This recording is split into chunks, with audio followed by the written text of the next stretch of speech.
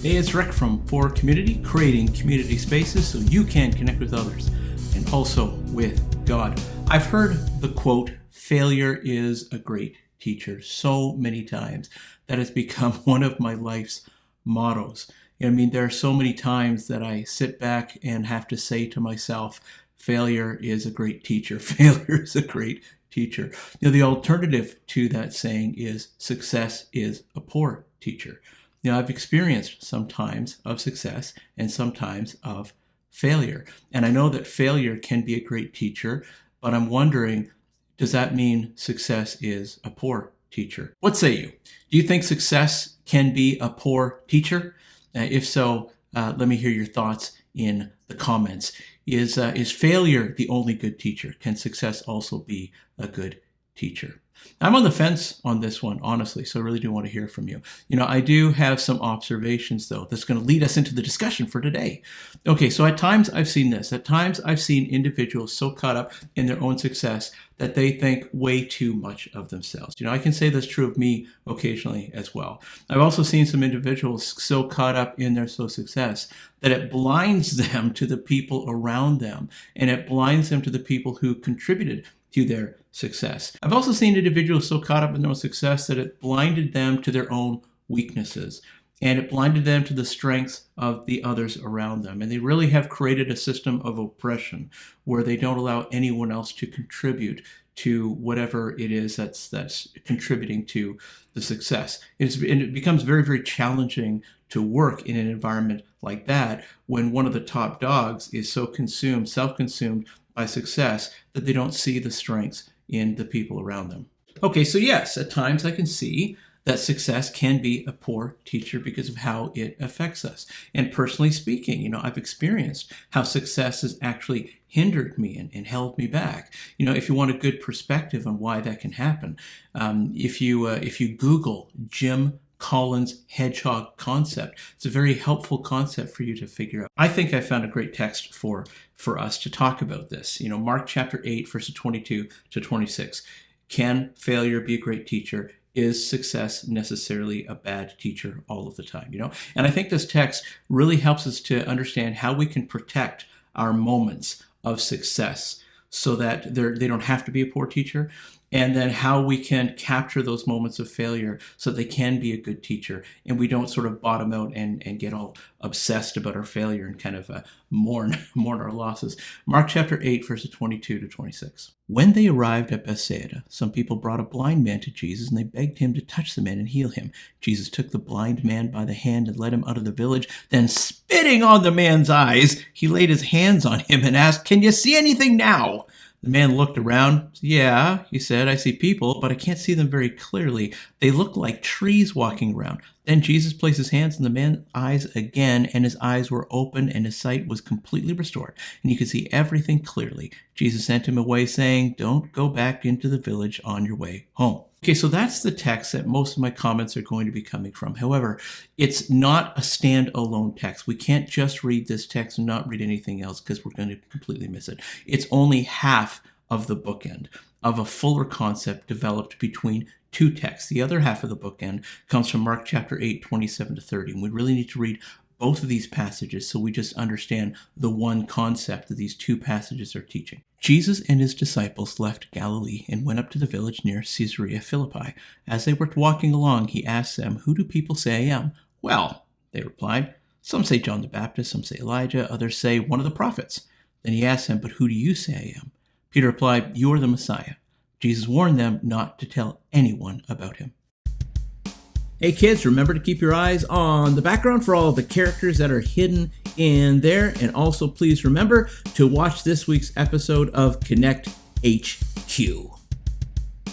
I'd really love to have a conversation about this because I love talking about leadership. I love talking about how success and failures can both hinder us and also make us better people. So today I've got 3 heads ups about success and failure so that you can benefit from both rather than being taken down by either. First of all, success can skew reality. Success can sometimes catch us off guard. I mean, many people work hard to achieve a level of success, and once they have it, particularly if it's the very first time that they've achieved success, suddenly it goes to their heads, and we're not really ready for it. Our heads are still in the mode of telling ourselves, I gotta work, I gotta work, I gotta work, I can't rest, I gotta work, I need to make it. Then suddenly we've made it, and we haven't prepared our headspace for what to do next after we make it, right? So sometimes it skews our realities in a couple of ways.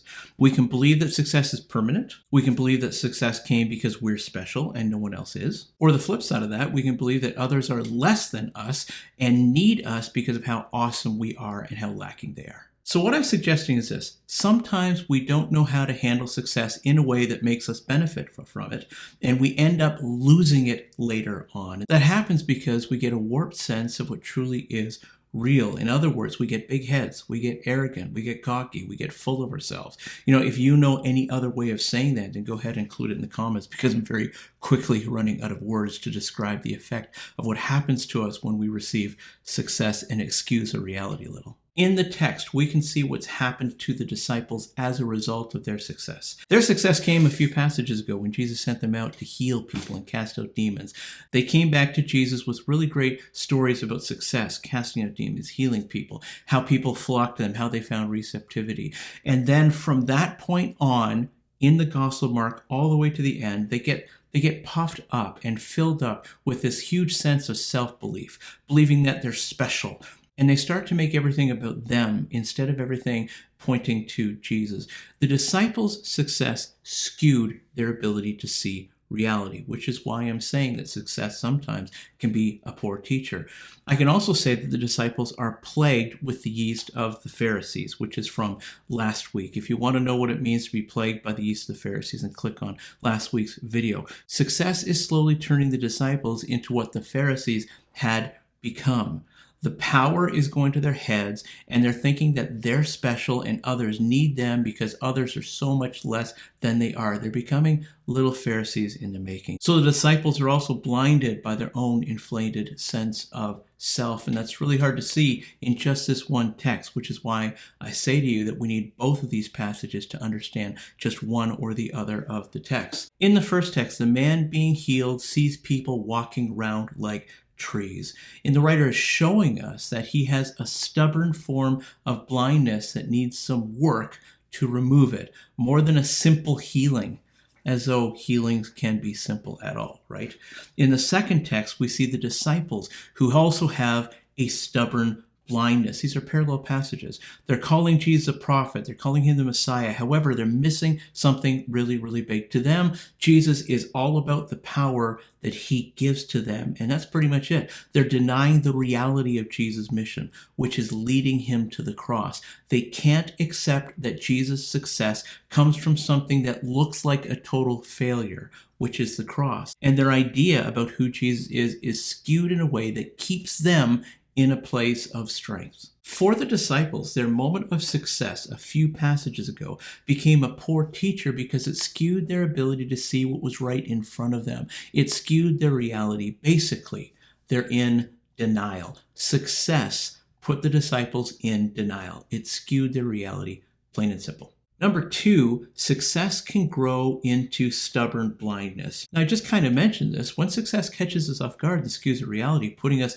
into some kind of form of denial, we can live there. I mean, we can build a house there. We can buy property there in that land of denial, right? I'll give you an example of that. I used to really, really like snowboarding. I wasn't really great at it, but I used to love snowboarding. When my wife and I first got married, we started going skiing together because we didn't have kids. We had disposable income. Sort of, not really, but sort of. But we wanted to do some fun stuff together, right? And so we started going skiing. I knew how to ski. She didn't know how to ski. And so it meant that either I was on the bunny hill and didn't want to be, or she was just sitting in the chalet, or we were separated or something. It just was horrible, right? So we decided to learn snowboarding together, and it was awesome. I've got really great memories of snowboarding with my wife because it's something that we were doing when we initially got married, and it became so much fun for us that we learned how to snowboard together. And I thought that I kind of became good at it, right? And so all of these years, like up to 18 years later, I've been telling people and giving these illustration examples how I used to love snowboarding, how I'm really good at snowboarding, until this one day my wife's boss gave her free tickets, a free family pass to a local ski hill. And so we went to this local ski hill, and I got a snowboard, and I'm trying to teach my son how to snowboard, right? And I go up onto the hill onto my snowboard that I just rented, thinking that I'm all that in a bag of chips.